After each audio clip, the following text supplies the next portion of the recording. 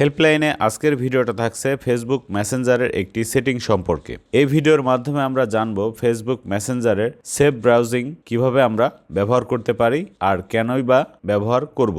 এজন্য প্রথমেই আপনাদের ফেসবুক মেসেঞ্জার অ্যাপটি আপডেট করে নিতে হবে, তাহলে আমার ভিডিওর সঙ্গে মিলে যাবে এবং আপনার ফোনটি ফাস্ট হবে। এছাড়াও বিভিন্ন ধরনের ভিডিও আমার চ্যানেলে দেয়া আছে, আপনারা দেখে নিতে পারেন, অথবা অজানা কিছু জানার থাকলে অবশ্যই কমেন্ট বক্সে লিখবেন। প্রথমেই আমরা চলে যাব ফেসবুক মেসেঞ্জারে ক্লিক করলে এরকম ইন্টারফেস পাবেন। এখান থেকে ডান পাশে নিচের দিকে খেয়াল করুন 3 লাইনস এবং তার নিচে লেখা আছে মেনু, এখানে ক্লিক করবেন। ক্লিক করলে এরকম ইন্টারফেস পাবেন। এখানে খেয়াল করুন উপরেই লেখা আছে সেটিংস, এখানে ক্লিক করবেন। এরপর একটু স্ক্রল করে নিচের দিকে চলে যাবেন।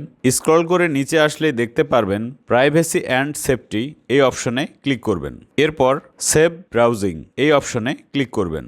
সেভ ব্রাউজিং এ ক্লিক করলে এরকম ইন্টারফেস পাবেন। এখানে উপরে ডিফল্টে অফ করা থাকতে পারে। নিচে দেখুন দুইটি সেটিং আছে, একটি হচ্ছে স্ট্যান্ডার্ড ব্রাউজিং প্রোটেকশন এবং পরেরটা আছে অ্যাডভান্স ব্রাউজিং প্রোটেকশন। প্রথমটার কাজ হচ্ছে আনসেভ যে সকল ওয়েবসাইট আছে সেখান থেকে কোনো রকম লিংক বা রিস্ক থাকে এমন কোনো জিনিস থাকলে তা প্রোটেকশন করবে বা প্রোটেক্ট করবে। এরপরে 3 নাম্বার অপশনে আছে অ্যাডভান্স ব্রাউজিং প্রোটেকশন। এই অপশনের মাধ্যমে আপনি দ্বিতীয় অপশনের সুবিধার সঙ্গে বাড়তি কিছু সুবিধা পাবেন। সেটা হচ্ছে অ্যাডভান্সে কোনো প্রকার রিস্ক থাকে এরকম কোনো কাজ যাতে হতে না পারে, খারাপ কিছু হওয়ার আগেই প্রোটেক্ট করবে। আমার পরামর্শ আপনারা এই নিচের অপশনটি অন করে রাখবেন, সেক্ষেত্রে মেসেঞ্জারের মাধ্যমে কোনো প্রকার ক্ষতির সম্মুখীন আপনি হবেন না। ভিডিওটি ভালো লাগলে অবশ্যই লাইক কমেন্ট দেবেন, শেয়ার করবেন বন্ধুদের মাঝে। আর যারা এখনও আমার চ্যানেলটি সাবস্ক্রাইব করেননি অনুরোধ রইল